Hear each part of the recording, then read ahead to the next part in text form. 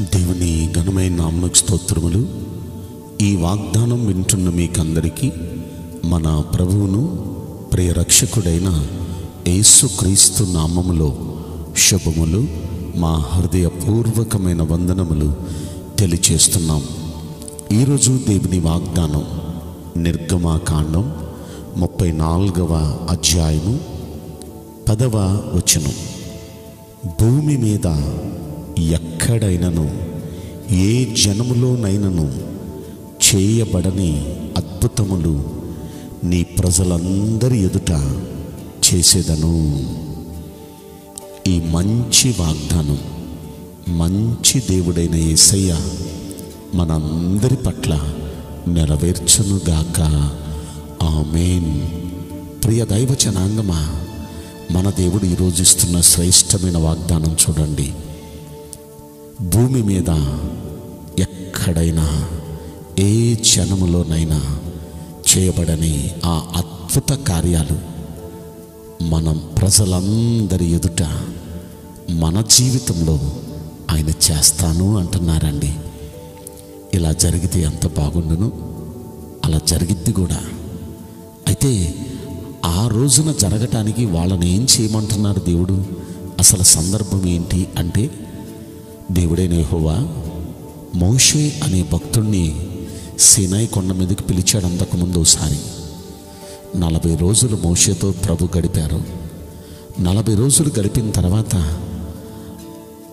ఆ మోషేకు 2 పలకలు గల ఆజ్ఞల పలకలు, 10 ఆజ్ఞలు రాసి 2 పలకలు మోషేకి ఇస్తే, ఆ మోషే కొండ దిగి వస్తూ ఉన్న సమయంలో ఇజ్రాయేలీలు వారు చేస్తున్న పాపకృత్యం చూచి కోపం తట్టుకోలేక ఆ పలకల్ని కింద పడేసి పగలగొట్టేశాడు. అప్పుడు దేవుడు 2వసారి మరలా మోషేను కొండ మీదకి రమ్మన్నాడు. ఈసారి నువ్వే పలకలు తయారు చేసుకునిరా, నేను రాస్తానన్నారు. ఇప్పుడు మోషే 2 పలకలు తయారు చేసుకొని, దేవుడు ఎలాగైతే చేశారో అలాగా 2 పలకలు తయారు చేసుకొని సీనాయి కొండ శిఖరం మీదకెక్కి దేవుని కొరకు ఎదురు చూస్తున్నాడు. దేవుడు ఆ కొండ శిఖరం మీదకి దిగి వచ్చి ఆయనతో మాట్లాడటం ప్రారంభించారు. ఆయనతో మాట్లాడుతూ ఎన్నో సంగతులు ఆయనతో మాట్లాడిన తర్వాత ఇప్పుడు మోషే దేవుణ్ణి అడుగుతాడు, అయ్యా, నువ్వు కనికరం గల దేవుడివి, దయచేసి నీ కటాక్షం నా మీద ఉంటే నా మనవి ఆలకించండి అయ్యా. అయ్యా, దయచేసి ఇప్పుడు మేము బయలుదేరి వెళుతున్నాం కదా, మాతో కూడా మీరు రావాలయ్యా. మేము లోబడని ప్రజలు ఈ ఇజ్రాయేలీలు, కానీ దయచేసి వారి పాపాన్ని క్షమించయ్యా, వారి దోషాన్ని క్షమించయ్యా. మీరు రాకపోతే మేమేం చేయగలమయ్యా? దయచేసి మీరు మాతో రండయ్యా, మమ్మల్ని మీ స్వాస్థ్యంగా చేసుకోండయ్యా అని మోషే దేవుణ్ణి బ్రతిమాలుకుంటూ ప్రార్థన చేస్తాడు. నిజంగా ఈ మోషే అంటే దేవునికి ఎంతో ఇష్టం.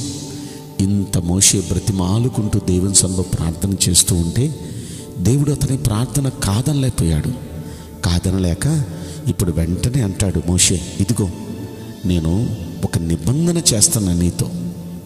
దేవుడు చూడండి, మోషేతో ఒక నిబంధన చేశాడు. ఆ నిబంధన అంటే ప్రమాణం అనుకోండి, ఒట్టు పెట్టుకుంటున్నాడు అనుకోండి, ఒక నిబంధన చేస్తున్నాడు. ఆ నిబంధన ఏంటంటే, భూమి మీద ఎక్కడైనా ఏ జనములో అయినా చేయబడని అద్భుత కార్యాలు నీ ప్రజలందరి ఎదుట నేను చేస్తానయ్యా.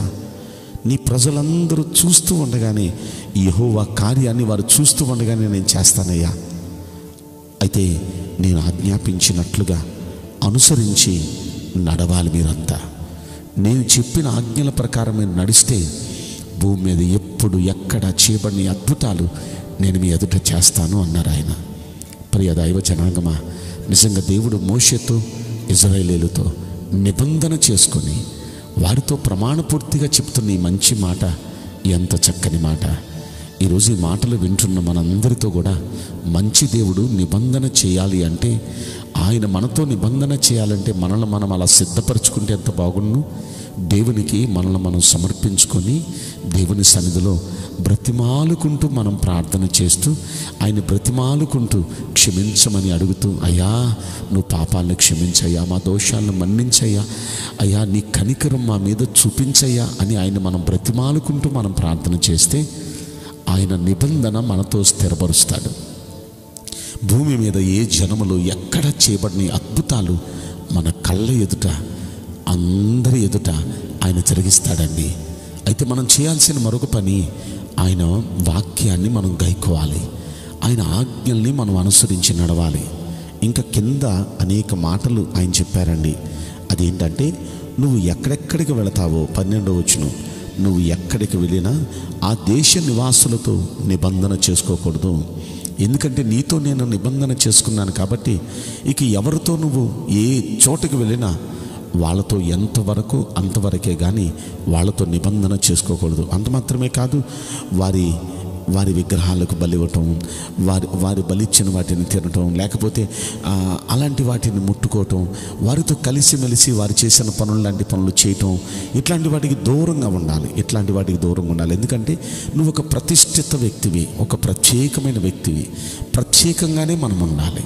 మనం ఆయన సొత్తు. ఆయనతో మనకు ఒక నిబంధన వచ్చింది. ఇక ఆయనతో మనకి నిబంధన కుదిరిన తర్వాత ఇక లోకస్తులతో మనం కలిసిమెలిసిపోయి వాళ్ళు చేసినట్టుగా మనం చేస్తూ వాళ్ళు మాట్లాడినట్టుగా మనం మాట్లాడితే దేవుడు ఆ నిబంధన నుండి ప్రక్కకి వెళ్ళిపోతాడు ఆయన. కనుక దేవునికి మనకు ఉన్న ఈ నిబంధన నిలిచి ఉండాలంటే ఇక మనుషులతో మనం జాగ్రత్తగా, వాళ్ళ అలవాట్లకు మనం దూరంగా, మనం ఒక ప్రత్యేకమైన వ్యక్తులుగా మనం జీవిస్తూ ఉండాలండి. ఆ కింద అధ్యాయం అంతా మీరు చదువుకుంటే మరి ఆ అధ్యాయంలో ఇలాంటి మాటలనే మనం చూస్తూ ఉంటామండి.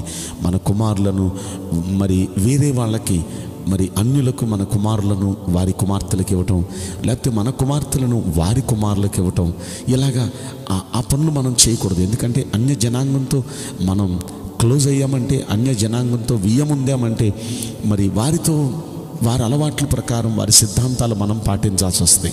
ఇక అలాంటివి కాదు. మనం దేవుని సొత్తు, మనం దేవునితో ఒక నిబంధన ప్రజలు, మనం నిబంధన ప్రజలు. ఇక మనం ఒక ప్రత్యేకంగా దేవుని సొత్తుగా మనం జీవించాలి, దేవుని సొత్తుగా మనం బ్రతకాలి. అలా బ్రతకగలిగితే, ప్రత్యేకంగా బ్రతకగలిగితే ఖచ్చితంగా దేవుడు అంటున్నాడు, భూమి మీద ఏ జనములో ఎక్కడ ఎవ్వరు కని విని ఎరుగని అద్భుత కార్యాలు నీ ముందు నేను చేస్తాను అంటున్నాడు. వింటున్న ప్రియ దైవ జనాంగమా, అలా దేవుని వాక్యానుసారంగా జీవిస్తూ దేవుణ్ణి బ్రతిమాలుకొని ప్రార్థన చేస్తూ ప్రత్యేకమైన జీవితం మనం జీవించగలిగితే మన జీవితంలో ఎప్పుడు వినని చూడని అద్భుత కార్యాలు ఆయన చేయబోతున్నారు. వింటున్న మనందరి జీవితాలు అలా జరుగునుగాక. నేను మీకోసం ప్రార్థన చేయబోతున్నాను. పరిశుద్ధుడా, ప్రేమగల యేసు రాజా, మీ పరిశుద్ధ బంగారు పవిత్రమైన నామమునకు నిండు మనసుతో కోట్ల కొలదిగా స్తుతులు స్తోత్రములు వందనాలు చెల్లిస్తున్నాం. ఈ వాగ్దానం దయచేసి వింటున్న ప్రతి ఒక్కరి పట్ల నెరవేర్చండి ప్రభువా. నీ ప్రియబిడలు వారున్న పరిస్థితులు, శ్రమలు అన్నీ చూస్తున్నారు. ఎక్కడ ఎప్పుడు చూడని వినని అద్భుత కార్యాలు చేస్తాను అన్నారు. అయితే మీరు చెప్పినట్లుగా జీవించడానికి కూడా మీ బిడ్డలు తీర్మానం చేసుకుంటున్నారు. మిమ్మల్ని బ్రతిమాలుకుంటూ ప్రార్థించటానికి, అంత మాత్రమే కాదయ్యా, మీ వాక్యానుసారంగా జీవించటానికి, మూడవదిగా ప్రత్యేకమైన జీవితం జీవించటానికి మీ బిడ్డలు తీర్మానం చేసుకుంటున్నారు. ఆ తీర్మాన ప్రకారం వారు ఉంటూ ఉండగా దయచేసి మీ అద్భుత కార్యాలు జరిగించి వారితో మీ నిబంధన స్థిరపరచమని ఈ కొద్ది మనవులు నజరుడైన యేసుక్రీస్తు ప్రశస్తమైన నామములో మిక్కిలి వినయముతో ప్రార్థించి బ్రతిమలాడి వేడుకుంటున్నాం ప్రియ పరలోకపు తండ్రి. ఆమేన్. May God bless you all. Thank you.